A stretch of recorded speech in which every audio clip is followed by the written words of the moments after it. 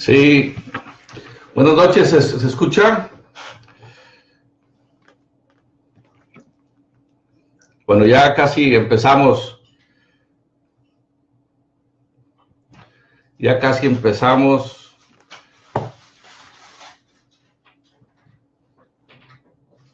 Nos gusta a los libertarios la puntualidad y bueno, la idea es el poder platicar en esta hora muchos temas que tienen que ver con el rumbo que tomará nuestro país en los próximos 6 años.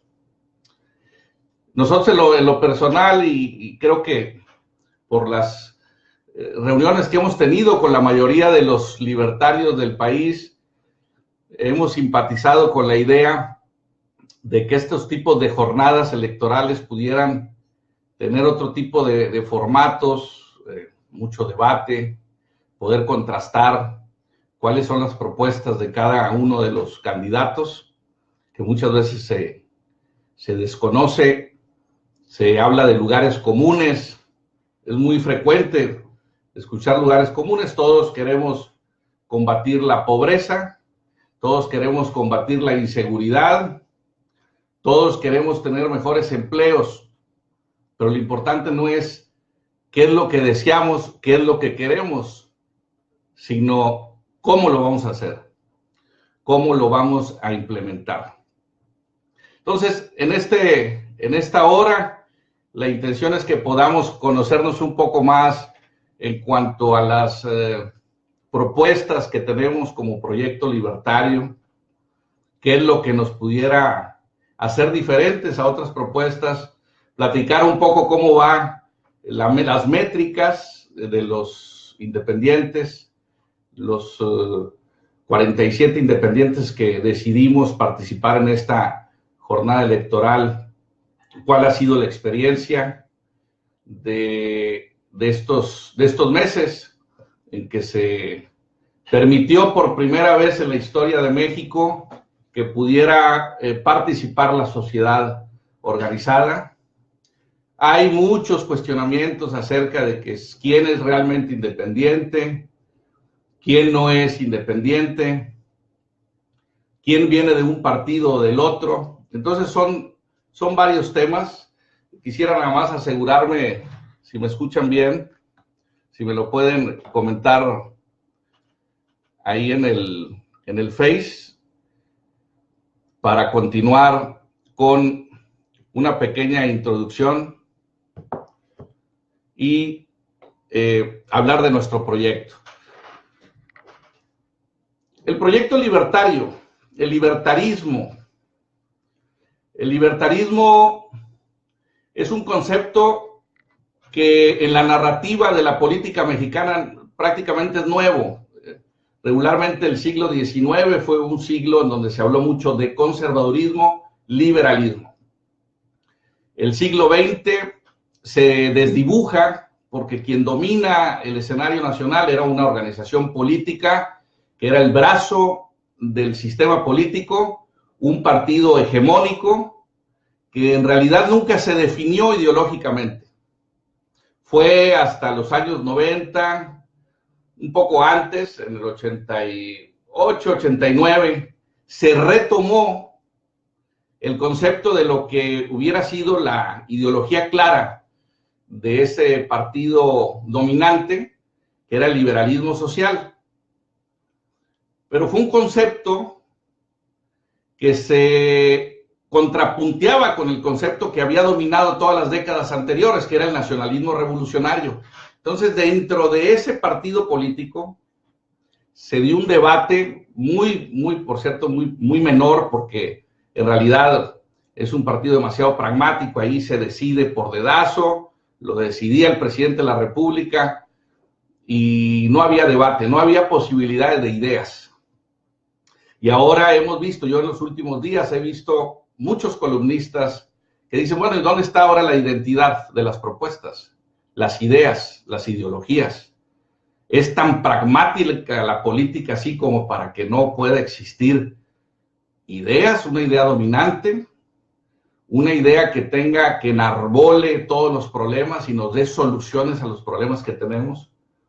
Entonces nosotros, dentro del proyecto libertario, decidimos que era importante determinar una idea eje que diera respuesta a todos los problemas del país. Que no nos quedáramos nada más en el concepto y que no nos quedáramos en lugares comunes. En hablar, vamos a combatir la pobreza, vamos a combatir la desigualdad, la inseguridad, pero que no diéramos una respuesta. Hoy lo que requiere México, lo que está exigiendo México, lo que está exigiendo la ciudadanía es respuestas, soluciones. Se ha perdido una total credibilidad en la vida pública y eso es peligroso porque una sociedad donde no existe confianza es una sociedad donde no puede existir prosperidad. Todas las relaciones económicas, comerciales, se dan dentro de la confianza. Instituciones donde está quebrada la confianza son instituciones que van completamente al fracaso. Y eso es lo que hoy tenemos en México. Una clase política que perdió la confianza de la ciudadanía. Donde tener palabra, donde hacerle honor a la palabra escrita o hablada, se ha perdido completamente. Por eso los libertarios, que es un proyecto de una generación que pretende ser una generación vital. Yo creo que el ritmo de la historia no lo hace una persona, no lo hace solamente un individuo. El ritmo de la historia lo marcan las generaciones. Por eso se habla de una generación vital y una generación que empuja. Y nuestra generación de libertarios que creemos en 3 derechos fundamentales, evidentemente el derecho a la libertad, o sea, finalmente el libertarismo habla de mercados libres, de respetar la libertad individual, de que el hombre viva su libertad con responsabilidad, pero en un marco de libertades. En el derecho de propiedad, que es un derecho que se da nada más en sistemas políticos donde existe libertad, el derecho de la propiedad como un derecho natural, como un derecho del ser humano que es parte de sus derechos fundamentales. No como hoy existe la Constitución, que es una traslación de dominio. Y otro derecho muy importante que es el derecho a la vida. El derecho a que respetemos la vida, que las personas puedan hacer uso de su libertad para defenderse, para poder garantizar la integridad de su vida y la de su familia. Esos 3 derechos, dentro de la visión libertaria, son derechos que son el marco y el punto de partida de una serie de derechos y de políticas públicas que van vinculadas a estos 3 derechos ejes. Ahora bien, nosotros, por escrito, hemos dejado testimonio de lo que queremos para México. Lo hemos estado debatiendo en foros, hemos tenido la posibilidad de intercambiar información, intercambiar ideas, partiendo de este libro, un proyecto libertario por la libre, que está en Amazon, lo pueden adquirir, es un libro está prácticamente regalado, en forma digital, en forma física, y en este libro hemos asumido cada uno de los puntos más importantes de la agenda del país.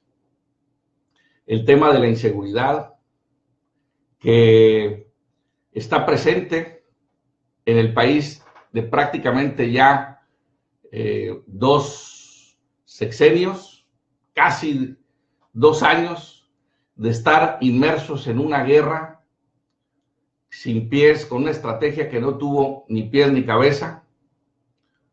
Tenemos que retomar la paz, las calles, para que nuestros hijos, nuestras familias puedan caminar, transitar libremente y sobre todo para incentivar nuevamente la inversión. No puede existir inversión, capital, emprendedores, si no tenemos resuelto el problema de la inseguridad. Hoy en nuestras calles, del norte hasta el sur de nuestro país, no se puede viajar tranquilo. Ya son cientos, miles de historias trágicas, de historias de terror, de personas, de familias enteras que no encuentran la solución y que están hartos de que las 2 tareas más importantes que tiene el Estado, que es la seguridad y que es la justicia, está totalmente en bancarrota. Los 2 problemas más importantes que tiene que solucionar el Estado, si no es que los únicos en la visión libertaria, están totalmente rebasados. No tiene otra función el Estado más que esa: resolver los problemas fundamentales de la seguridad y de la justicia, de la impartición de la justicia.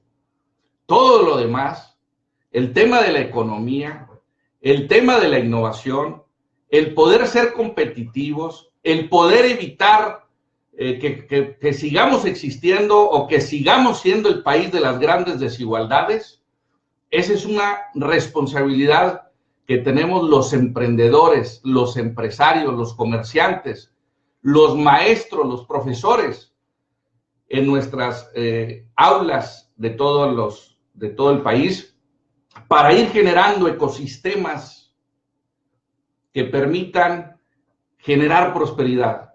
Siempre que hay un libre intercambio de bienes, de productos, de servicios, se empieza a generar la prosperidad. Pero eso no va a existir mientras exista esa violencia, no va a existir esto otro. Ese es el gran tema.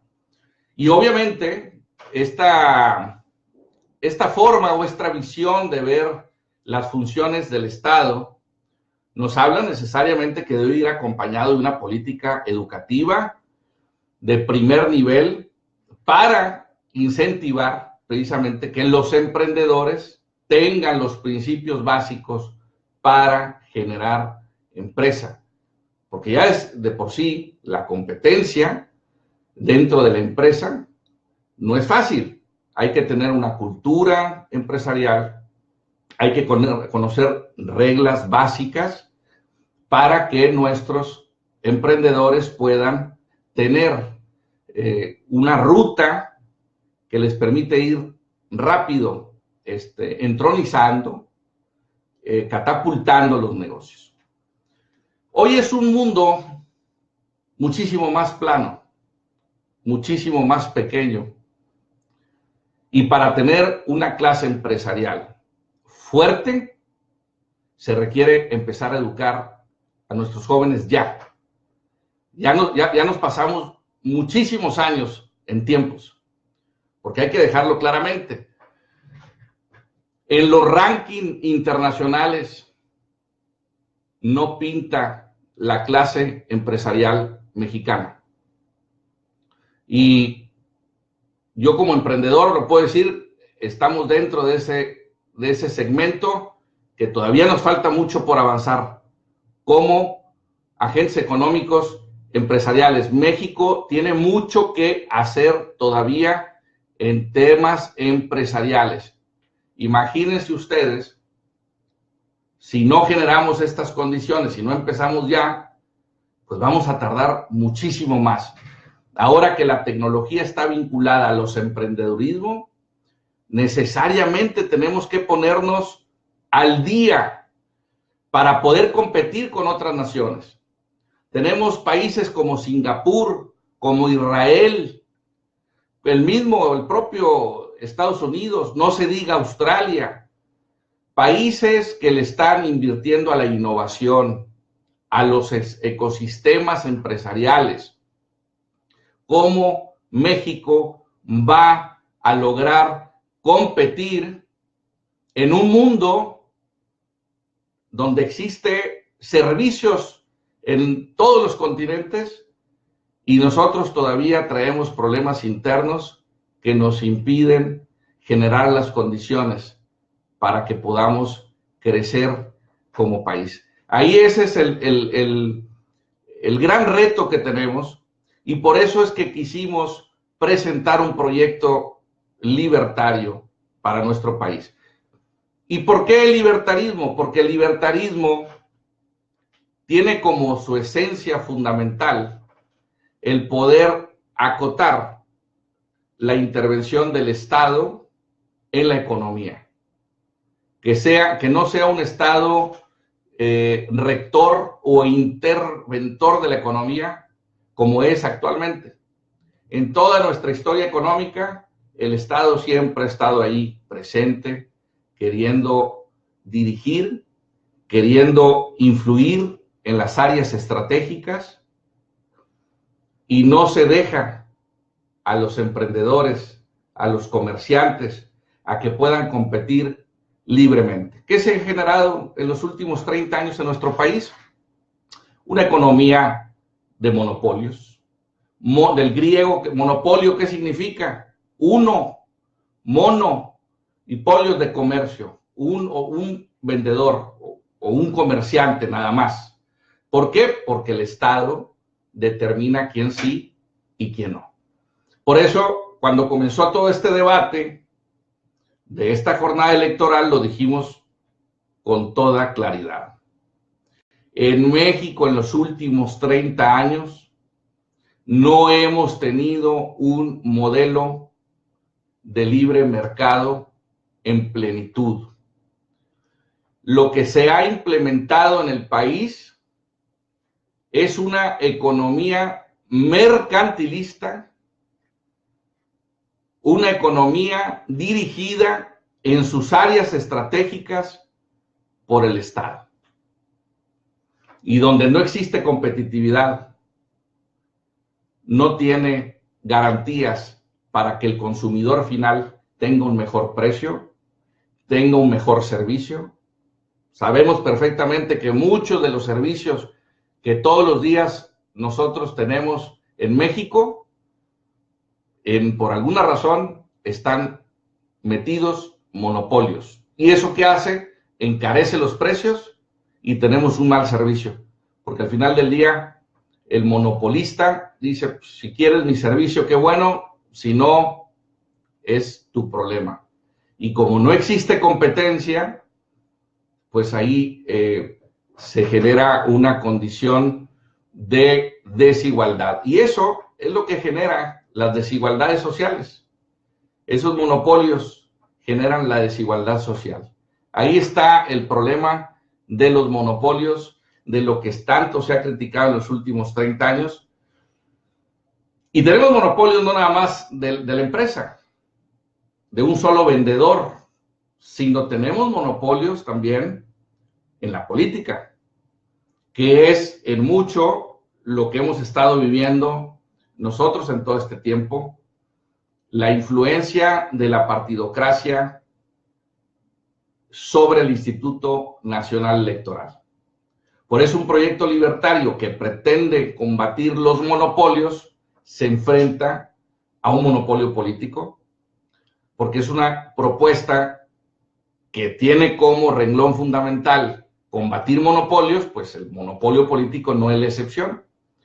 Y eso es lo que ha pasado en todos estos meses, de que hay una obstrucción sistemática por parte del INE para impedir que los proyectos verdaderamente definidos, verdaderamente libres, verdaderamente ciudadanos, verdaderamente independientes, no logren llegar a la boleta. Yo no critico totalmente a los partidos. Los partidos cumplieron en su momento una función importante en la consolidación de las democracias modernas. Definitivamente, era mejor que los partidos canalizaran la participación ciudadana a que se hiciera a través de una dictadura. Muchísimo mejor un modelo de partidos que una dictadura. Entonces, jugaron un rol, pero se generó una crisis tremenda entre los partidos. Ahora tenemos una crisis tan profunda que nadie cree absolutamente en ellos. Perdieron su identidad, se volvieron comerciantes, dejaron de cumplir una función muy importante que era la capacitación, por ejemplo, de los cuadros políticos, de los jóvenes, que los jóvenes pudieran entender exactamente qué era la función pública, porque hay que decirlo con toda claridad. Hoy en la política no son políticos de convicción. La mayoría de las personas que participan en la política son tecnócratas o comerciantes o traficantes de poder. O sea, no tienen una convicción política. Por eso llegan y compran elecciones y evidentemente todo aquel que compra una elección, pues al final del día va a terminar vendiendo todo lo que existe y todo lo que maneja dentro de su administración, sea municipal, estatal, federal. ¿Por qué? Porque le costó llegar. ¿Por qué? Porque todo se convirtió en una visión mercantilista, en una visión de tráfico, de dinero, de influencias, corporativo. Hoy, ya con todo cinismo, cualquier político dice, no, pues es que en tal estado tenemos tanta estructura, tal gobernador va a mover, va a movilizar las estructuras, va a bajar los programas sociales para que haya movilización. El día de la elección vamos a implementar varios proyectos de movilización de la ciudadanía. Ya se platica como algo normal. En el tema incluso de los independientes, ahora que Pedro Ferriz empezó a decir, oye, es que a mí llegaron conmigo y me quisieron vender una lista de credenciales para poder yo subir rápido los números. Pues a mí también me llegaron con ese cuento. Y definitivamente no íbamos a aceptar. ¿Por qué? Porque entonces sería pensar que no somos demócratas. Y si hoy la honestidad es lo que más está exigiendo la ciudadanía, pues no íbamos a caer en lo mismo que caen todos los políticos profesionales. Por eso cuando me preguntaban por qué acceder o querer conquistar una presidencia de la República sin tener una trayectoria política, mi respuesta siempre ha sido la misma. Una carrera política hoy, dentro de la percepción ciudadana, es una carrera delincuencial, es igual que una carrera delincuencial. Los políticos se encumbran, hacen riqueza, hacen negocios, compran casas, compran ranchos, compran departamentos fuera de México, llevan una vida y tienen un gasto que no está vinculado a la austeridad que vive más de 50 millones de mexicanos en extrema pobreza. Y no se puede hablar de una buena política si tenemos eso. Por eso creo que es importante una reivindicación de la política como la ciencia y el arte de vivir en sociedad. Cuando nosotros a los libertarios nos señalan que somos o que tenemos una visión demasiado individualista porque creemos que sobre el individuo, sobre la persona no hay nada superior. Claro que no. O sea, estamos preocupados, vivimos, interactuamos en sociedad. El libro sagrado, la Biblia, señala que nadie vive ni muere para sí mismo. No somos islas. Y ahí cumple una función fundamental la política, la buena política. para que ésta se convierta en una forma de canalizar la energía social y que el Estado, que para nosotros los libertarios el Estado debe ser muy pequeño, pueda organizar, pueda canalizar, sobre todo en esos dos rubros que hablamos en un principio, que es la seguridad y la justicia, la impartición de la justicia, y que se haga de manera ordenada, que se haga de manera simple. En México tenemos un montón de leyes, y bueno, desde los romanos, la gran mayoría de los jurisconsultos sabían que en un estado donde hubiera muchas leyes, exceso de regulación de leyes, es que imperaba un estado de corrupción.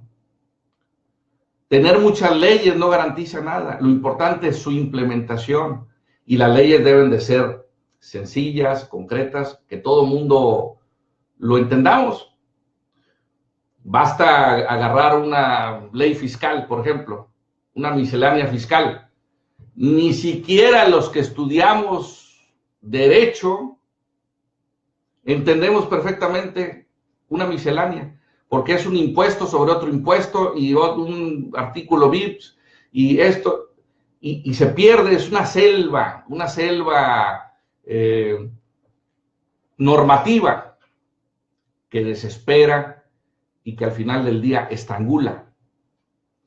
Por eso el libertarismo prefiere un Estado pequeño, un Estado acotado, con reglas sencillas, claras para todos, para que podamos tener convivencia, para que podamos tener la posibilidad de que vivamos en un país de armonía, porque es un país de todos.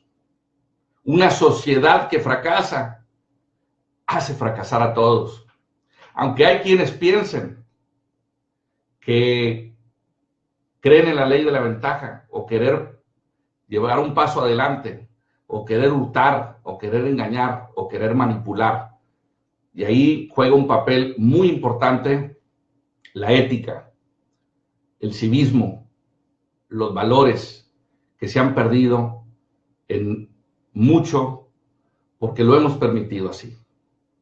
Y eso existe mucho porque lamentablemente hay impunidad. Y todo joven que vea a un político que vivía en una condición socioeconómica y que después de 3 años o de 6 años cambió su realidad económica, en ese momento esa política o ese político está pervirtiendo y prostituyendo la visión de las nuevas generaciones. Por eso no se puede permitir la impunidad en México. La impunidad ha sido uno de los grandes males modernos del país. ¿Por qué? Porque tenemos muchos políticos que cambian su realidad y no nada más no los señalamos, sino los aplaudimos.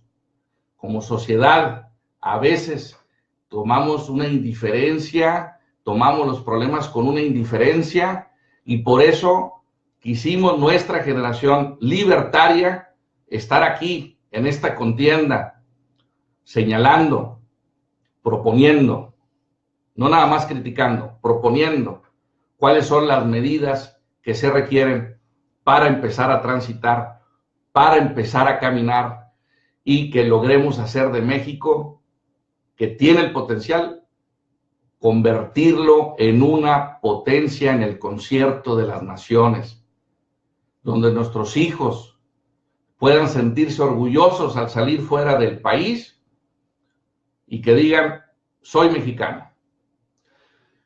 Ahora bien, ¿dónde está el origen de muchos de los problemas que tenemos hoy? Que hablamos de la confianza.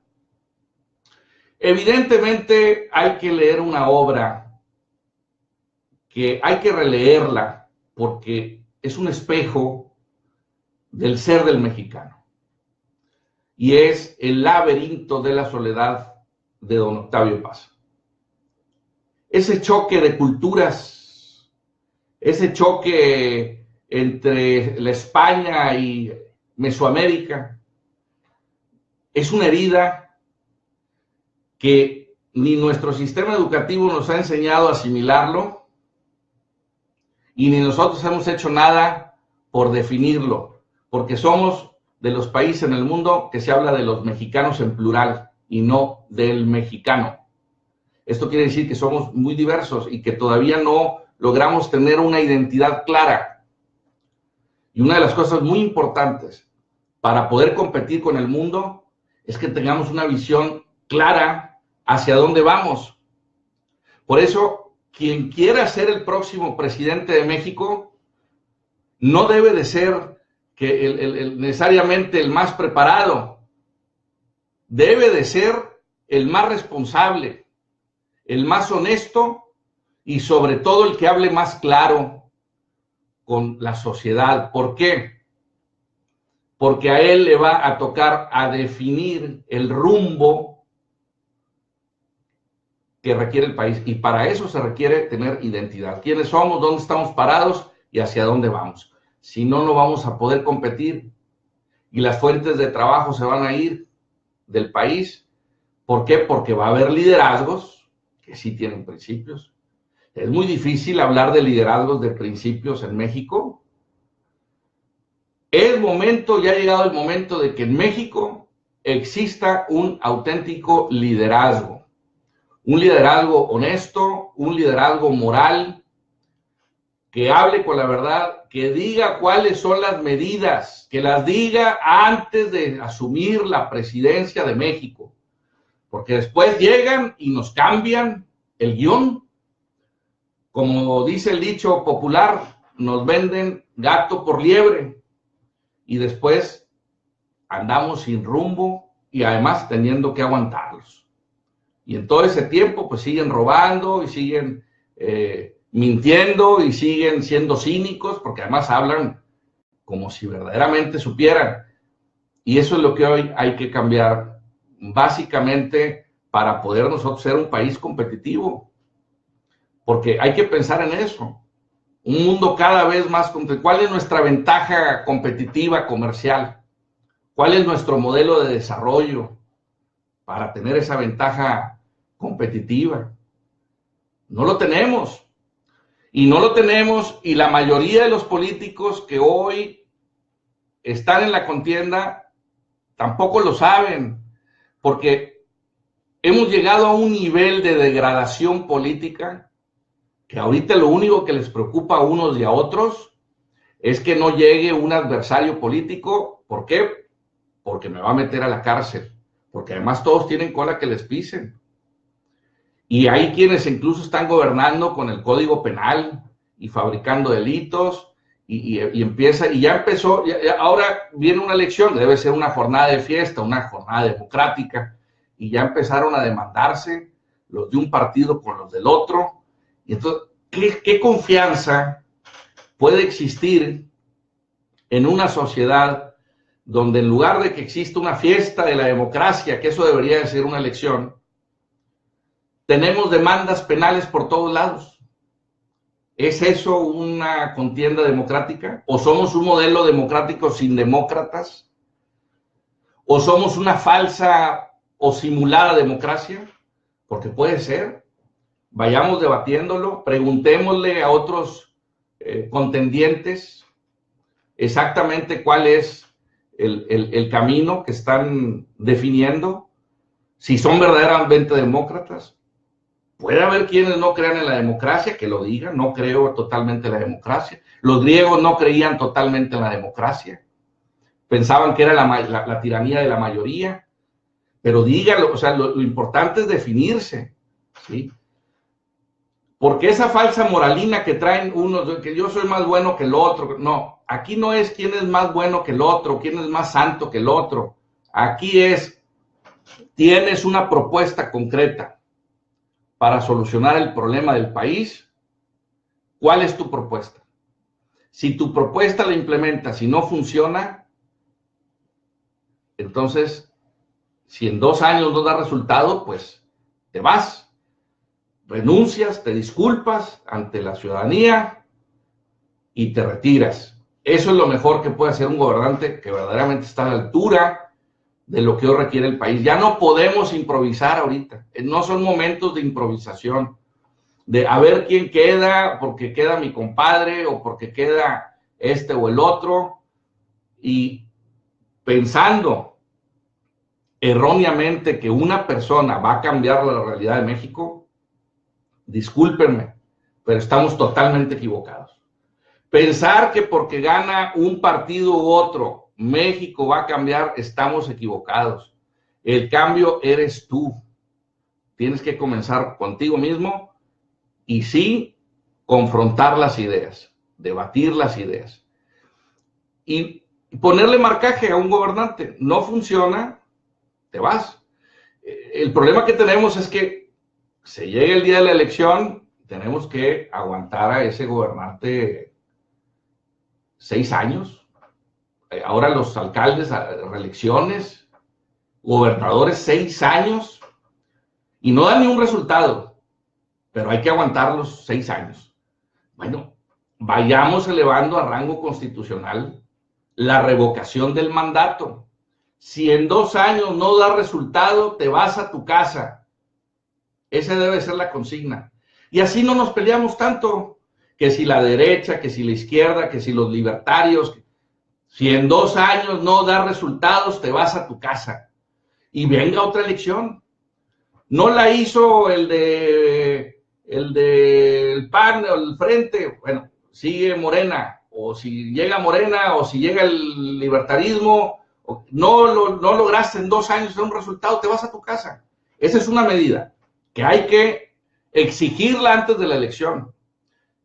Que le pidamos a los diputados, a nuestros amigos diputados, senadores, que todos tenemos algún conocido diputado o senador, que si realmente los candidatos están hablándonos con honestidad, presentemos la iniciativa. Y si en 2 años no da resultado, te vas a tu casa. Y así nos quitamos de estar, porque vienen tiempos en estos meses de guerras terribles, incluso pleitos familiares y todo esto. ¿Para qué? Al final del día, sea uno u otro, no da resultado, lo vamos a tener que aguantar 6 años. Entonces, así nos evitamos pleito. Bueno, si tú dices que de esa manera vas a combatir el problema, bueno, adelante. Ese es otro punto que estaba olvidando. Los líderes, a diferencia de los dirigentes, a ver, vamos a definir qué es un líder y qué es un dirigente. Un líder tiene un peso moral, un dirigente tiene una autoridad jurídica, el líder tiene una autoridad moral. Y la mayoría de los líderes del mundo, los mejores líderes del mundo, toman las ideas no desde un escritorio, lo toman desde la calle, en los puntos de encuentro, en los parques, en los jardines, en los viajes, en los pueblos, en los ejidos, en las comunidades, en el campo, en la ciudad. Y así podemos conocer más la problemática del país. Es algo muy importante para definir cuál es el liderazgo que se requiere en el país. Un país que es un mosaico, ¿sí?, donde todavía cohabitamos mestizos, criollos, españoles, indios, todos los que somos mexicanos, cohabitamos. Hay que aprender a vivir, a dialogar, importantísimo en un modelo democrático. El diálogo, esto que estamos haciendo ahorita. El poder dialogar, el poder decir estamos o no de acuerdo. Por eso una de nuestras propuestas concretas también en el proyecto libertario es un modelo parlamentario. ¿Por qué un modelo parlamentario? Porque en los parlamentos, a diferencia de una república, en el parlamento hay un debate permanente entre un senador o bueno, por ejemplo, en Inglaterra, pues es la Cámara de los Comunes, ¿verdad? Son diferentes las etiquetas, ¿verdad? Pero en el caso de México, un diputado, un senador, que puedan debatir todo el tiempo. No que tenemos, en México la política es muy de mucho ritual, de mucha solemnidad, de mucho ritualismo, y a la hora que uno escucha ahí a un diputado, el formato del propio Congreso es malísimo para el debate. O sea, el Ejecutivo, por ejemplo, un presidente, pues no va él a debatir, manda a sus secretarios de Estado. Entonces, en un parlamento, yo creo que el parlamento pudiera ser para México, en un país tan diverso, pudiera ser la máxima representación de ese diálogo que se requiere para tener una dinámica interna que nos permita ver quién tiene las soluciones. Y eso se logra a través de una confrontación de argumentos, no de conceptos únicamente, no de teorías únicamente, sino de hechos concretos, con cifras, con hechos, con datos duros, demostrar que lo que estamos planteando puede tener viabilidad de que dé un resultado positivo para nuestro país. Entonces, esos dos elementos, tanto la revocación del mandato como un parlamentarismo o un semiparlamentarismo, sería excepcional para un país como México. Definitivamente es uno de los caminos. Hay que trabajar en ellos. Y bueno, en el tema de lo que son las candidaturas independientes, nosotros presentaremos, todavía faltan algunos días más para definir las listas, o sea, los apoyos que han tenido cada uno de los candidatos. Nosotros ya tenemos unas listas que son un formulario que nosotros tuvimos a través de nuestras bases de datos y embudos. Vamos a presentarlo, cómo vamos, hacia dónde vamos, porque viene todavía una lucha muy importante. Ya Pedro Ferriz incluso acusó formalmente a varios de los candidatos punteros. Nosotros, en lo personal, nuestra experiencia ha sido que esa app ha sido intermitente, a veces funciona y a veces no. Entonces, hay pruebas. Yo no quisiera, porque no se ha llevado, el que debe hacer la investigación es el propio INE, y el INE se ha negado a hacer esa investigación, y no nada más se ha negado, sino que empezó la persona, que en este caso Pedro Ferriz, que fue el que pidió la investigación, pues el INE empezó por investigarlo a él, cosa que se me hace algo grotesco, algo absurdo. Nosotros, yo no quiero hacer una acusación porque no tengo las pruebas como las tiene Pedro, y además de no tener las pruebas, no quisiera que nuestra propuesta nos enclaváramos ahorita con decir es que nosotros no tenemos tanto apoyo como los que van punteando porque ellos están haciendo trampa. Eso tiene que ser producto de una investigación. Lo que sí puedo decir es que me consta que se han vendido bases de datos de varias dependencias del gobierno, y le creo a Pedro Ferriz cuando dice del propio INE también.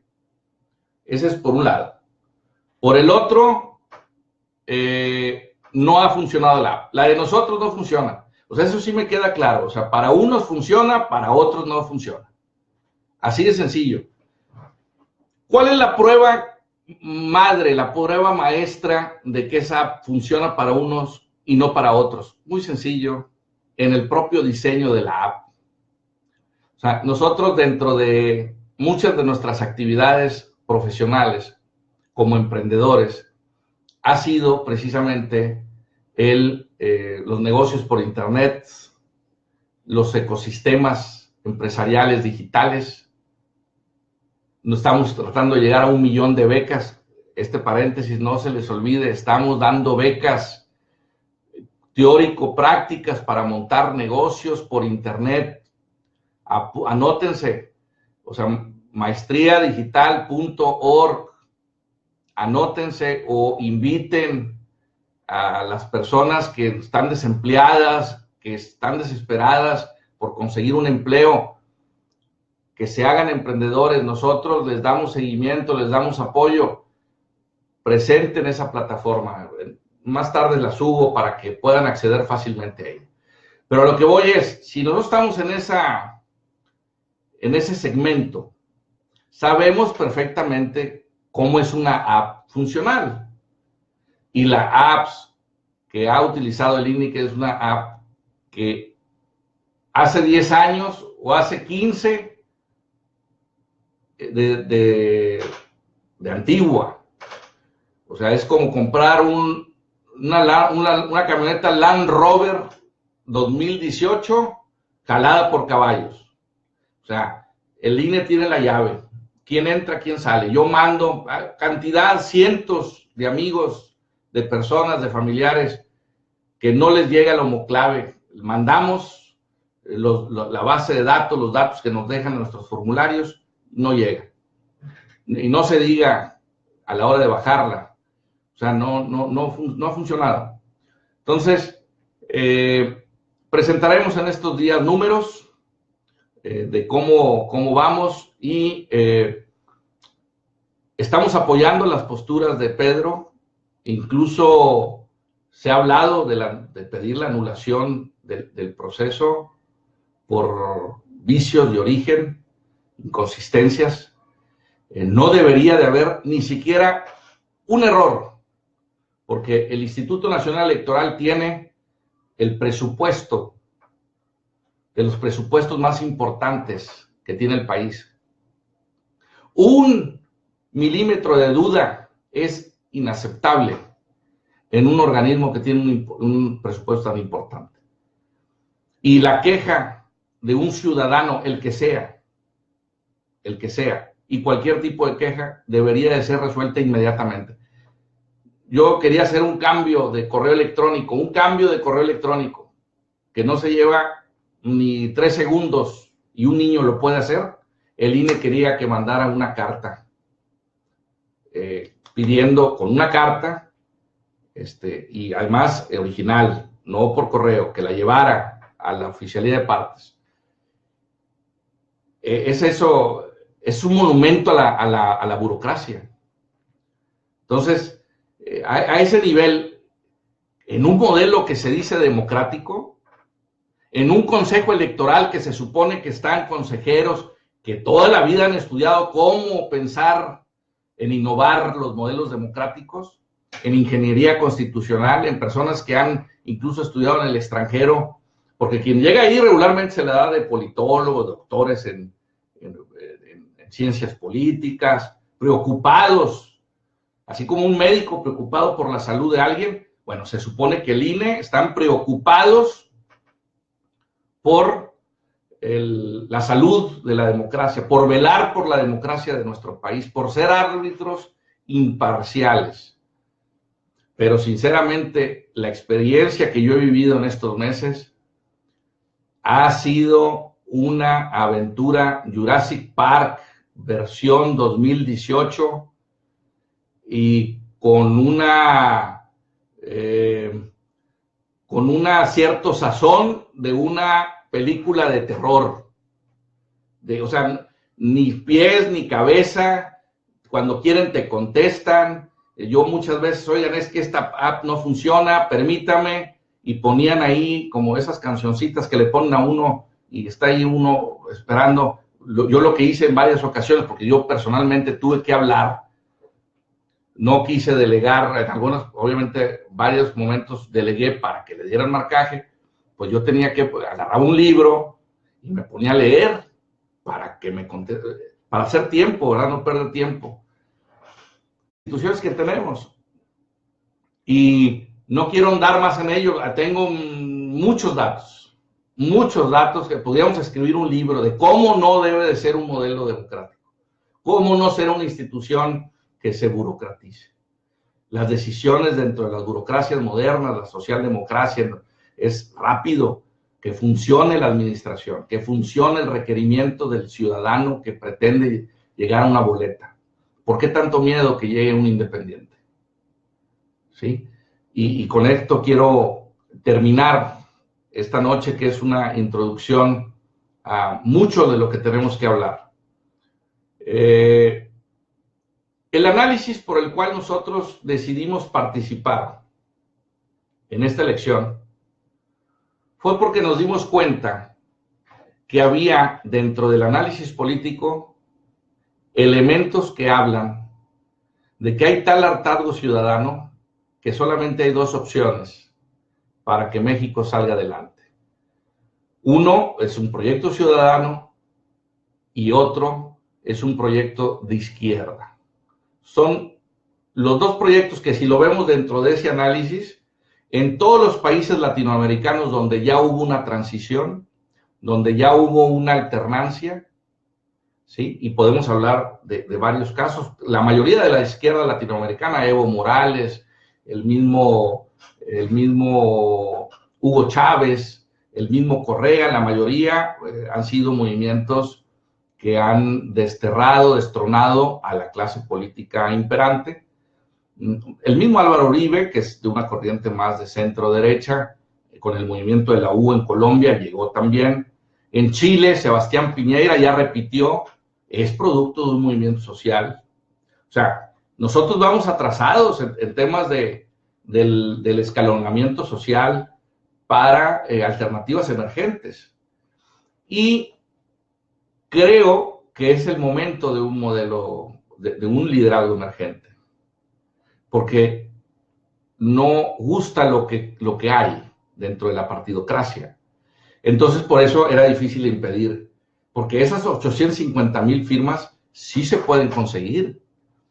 Sí se pueden conseguir. Nosotros, dentro de nuestros clientes o nuestras listas, tenemos una base de datos de más de 500,000 personas, nada más en el primer círculo. Estamos hablando que todos los números también se simplifican. Si tú convences a 20,000 personas que sean agentes promotores de tu voto, esas personas necesitarían invitar a 50 más y se junta el 1,000,000 de firmas. Así de sencillo. Entonces, sí se puede, definitivamente, pero con una app amigable, con una app funcional, con una app compartible, con una app rápida, con una app moderna, no con el Frankenstein que pusieron ahí de app que no funciona. Así no se puede. Por eso, qué curioso que de pronto había habido una declaración del presidente del INE, es que ya estamos dejando 2 espacios para que lleguen DP, porque 2 espacios si nos registramos 47. O sea, ya había una predisposición, a detener el ascenso de un liderazgo emergente. Pero quiero decirles que, como decía mi mentor Manuel Cloutier, solamente está derrotado aquel que ha dejado de luchar. Y nosotros, desde el primer momento, hemos sabido que esta carrera no es una carrera de velocidad, es una carrera de resistencia. Y vamos a mantener el proyecto libertario, pase lo que pase y tope hasta donde tope, porque somos la voz de una generación que quiere verdaderamente un cambio profundo en México, no únicamente una alternancia de un partido por otro, sino todo un desmantelamiento del Estado tal y como está, porque como está no funciona. Ahí están los resultados económicos, ahí están los resultados de la violencia, ahí están los resultados en muchas áreas donde no hemos podido ser competitivos con nosotros mismos al interior, menos lo vamos a poder hacer afuera. En un mundo globalizado donde se está dando una correlación de fuerzas de un nuevo orden mundial, viene cualquier persona del norte y nos insulta y agachamos la cabeza. Y México tiene lo más grandioso, que es su pueblo, que son sus jóvenes, que son sus niños. México es grande. En alguna ocasión, recorriendo con mi maestro Jaime del Arenal, Nuevo Padilla, en un libro que escribió en ese momento, recordando a un héroe nacional, decía: México, desde el norte de los Estados Unidos, Nuevo México, Florida, todo, hasta casi los linderos de Panamá, ya fuimos un país grande, ya fuimos una potencia y podemos volver a hacerlo. Por eso las grandes potencias y los colonizadores han querido tenernos el pie en el cuello, porque saben perfectamente que México puede ser un país mucho más grande que China y que la India y que todas esas economías emergentes que hoy presumen que van ganando la carrera de la prosperidad. Nosotros tenemos la posibilidad de hacerlo. Nada más es querer ponernos de acuerdo, restablecer la confianza y mandar a su casa a todos los políticos corruptos que quieran primero ver sus intereses antes que los del país. La primera virtud que debe tener un político es el amor a su patria. Y no dedíquese a otra cosa. Si le gusta el dinero, dedíquese a ser empresario, a ser comerciante, y si le cuesta mucho, pues cuesta mucho ser legal, pues váyase allá en la informalidad y la ilegalidad. Pero a venir a mentirle a México, al pueblo, a los ciudadanos, de que se quiere hacer un buen gobierno y luego salir con una bola de marranadas, eso ya no es aceptable. Y si no, si el INE persiste en su lógica de ser un juez parcial, va a haber problemas en México. Va a haber problemas porque el hambre, ya hay un problema alimentario en el país y ya la gente no se la va a creer. Entonces construyamos juntos, restablezcamos la confianza, restablezcamos el diálogo, que sea la palabra, el diálogo, el camino que nos lleve a la prosperidad del país. Vamos a seguir con este diálogo permanente entre todos para construir juntos. No es una sola persona, no es un solo partido, es juntos.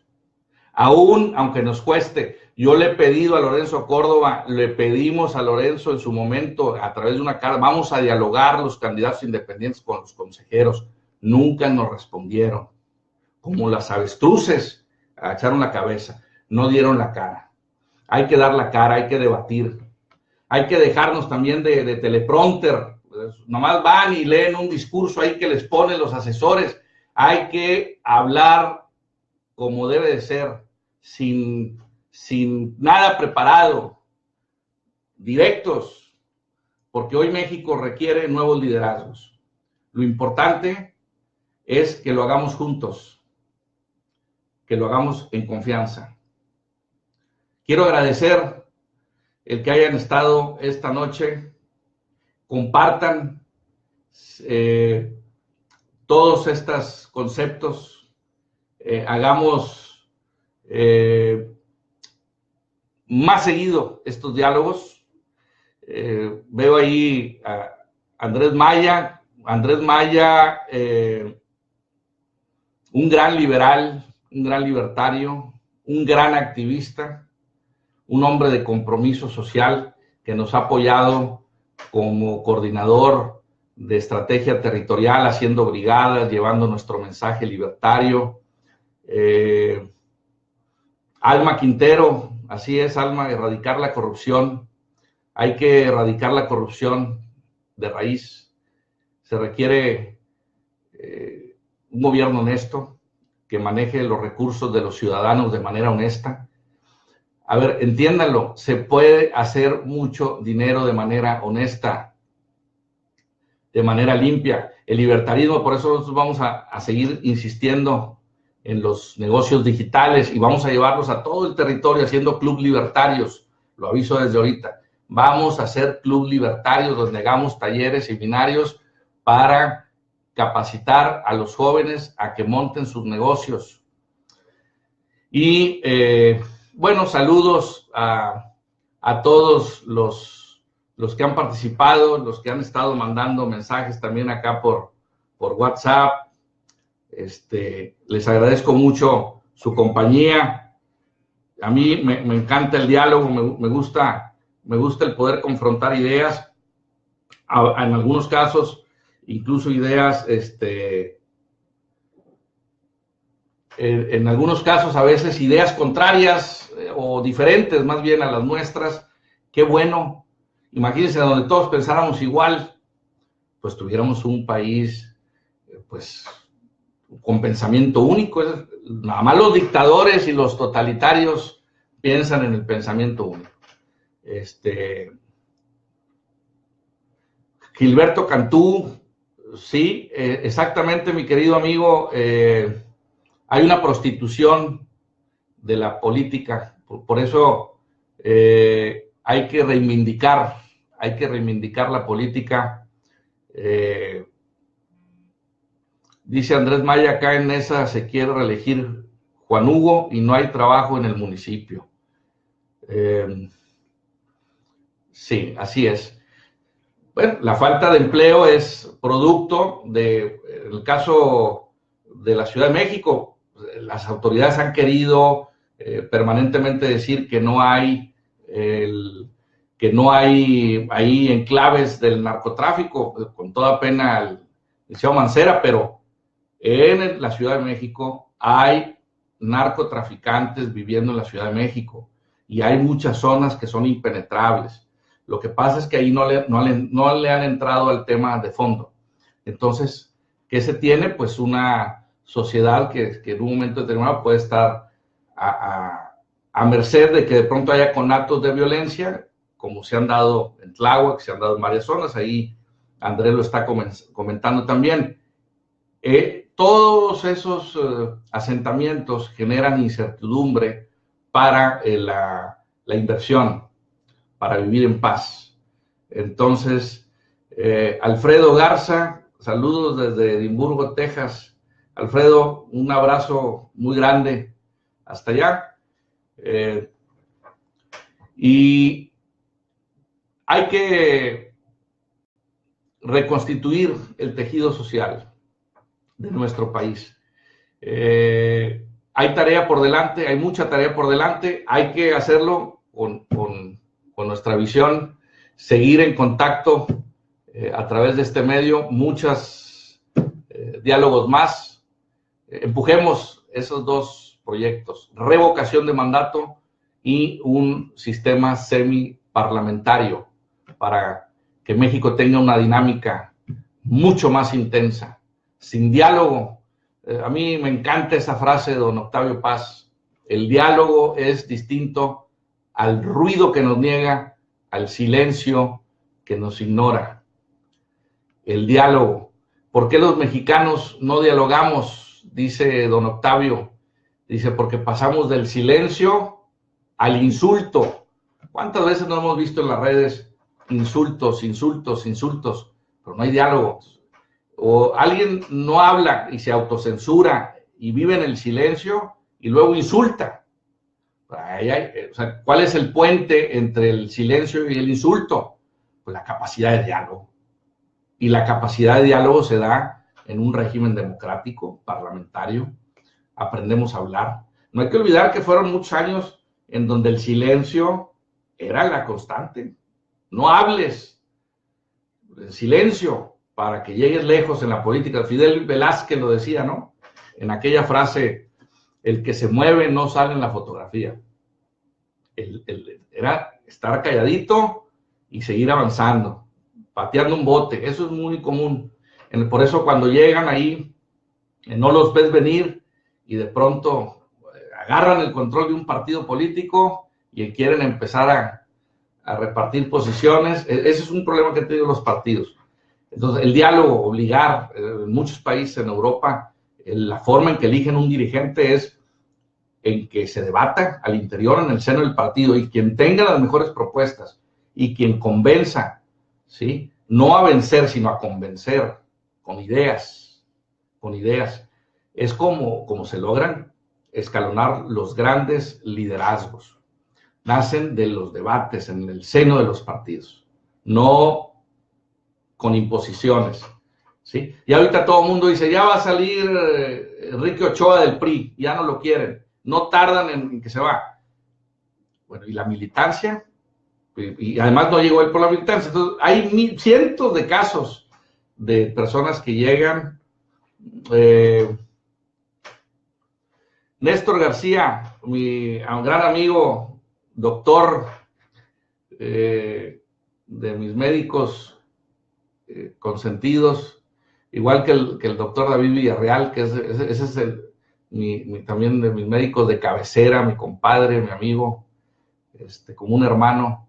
Heriberto Cantú, gran periodista del periodismo independiente, del periodismo libre, ¿sí? No hay que olvidar que el Mañana de Nuevo Laredo es uno de los periódicos que su génesis está en una de las vertientes más importantes del periodismo de México, que es el periodismo de El Hijo del Aguizotle y Regeneración de los hermanos Flores Magón. Pensamiento libre, don Heriberto de Ándar Amador, liberal, de los grandes liberales de México, y bueno, esa beta liberal, libertaria de la tía Ninfa, como yo le digo con mucho cariño, con gran admiración, y Tico, un gran combatiente de la democracia y un acérrimo crítico de los gobiernos autoritarios. Tenemos aquí saludos, Norma Martínez. Bueno, Normita, que le pedí de que me comentara y me apoyara si había alguna pregunta, alguna situación que pudiéramos abordar con más detalle. Y aquí Elba Leticia dice saludos, Norma Martínez. Muchos saludos, Elba, muchos saludos, te mandamos con mucho cariño. Andrés hacia Héctor Michaca. Hola Héctor Michaca. Bueno, aquí veo comentarios. Lula de Silva, de mi amigo, me está comentando mi amigo Leopoldo García Hinojosa. Lula de Silva está ahorita en la antesala de un proceso muy interesante que se está dando en el Brasil, propio de rencillas políticas, pero en su momento creo que recogió mucho los frutos de Fernando Henrique Cardoso, que fue el que implementó un modelo un tanto apegado a la libertad, al liberalismo, y él recogió los frutos de esas bases que dejó Fernando Henrique Cardoso, y él no modificó mucho, a pesar que era un personaje de izquierda, no desmanteló esas bases que dejó Enrique Cardoso, y pues muy bien por el lado de que no lo haya modificado, porque son las bases que sentaron al país. No hay que olvidar que muchos de los países donde se dice que hay mucha prosperidad, los países escandinavos, por ejemplo, Dinamarca, es que son países donde hay un gran Estado, se pagan muchos impuestos y todo muy padre, muy bonito. Sí, pero esos países comenzaron siendo partidos libertarios, y después, con el tiempo, el Estado empieza a estrangular la vida económica. Esa es la ruta, es la historia económica de esos países. No nacieron siendo unas burocracias, sino nacieron siendo partidos liberales, más bien estados liberales, pero después se fueron modificando. Y bueno, pues hay mucho que hablar de estos temas. Juan José Villa, saludos a Juan José Villa, que está ahí comentando. Estaré anunciando cada vez que vaya a haber alguna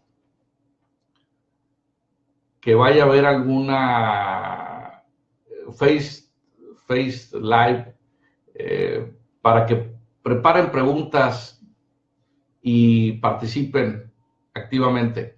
Hay mucho y estamos puestos para responder a cualquier duda, a cualquier situación. Les mando un abrazo con mucho cariño a todos. Vamos a estar muy en contacto en estos días. Les comento cómo viene todo el tema del INE, cómo va nuestra candidatura, qué vamos a hacer en los diferentes escenarios y cómo se va presentando la situación para cómo viviremos en los próximos meses la jornada electoral 2018. México requiere un cambio profundo y lo vamos a hacer juntos. No va a ser solamente una persona quien lo logre. Es una generación vital, decía don José Ortega y Gasset, ese gran filósofo español que hablaba de una generación vital, constructiva, propositiva, que empuja la historia. Y hoy México necesita escribir esa historia y no la va a escribir. Yo no creo en esa visión carliana de que la historia es la biografía de los grandes hombres. No, la historia lo hacen los pueblos, la hacen las generaciones, la hace cada individuo, hace la historia. No hay que olvidar esa novela majestuosa de León Tolstoy, que en su parte final decía, ¿quién hace la historia? ¿Quién mueve la historia? ¿Sí? Y decía la suma de todas las individualidades mueve la historia, decía Tolstoy, ese monstruo de la naturaleza, de la literatura mundial. Hagamos y construyamos esta historia para México, hagámoslo juntos, construyamos juntos en confianza. Y recuerden, un proyecto libertario para generar prosperidad para nuestros niños, a quienes está dedicado este movimiento, y para los jóvenes. Bendiciones a todos, estamos muy pendientes en estos días. Abrazo fraternal.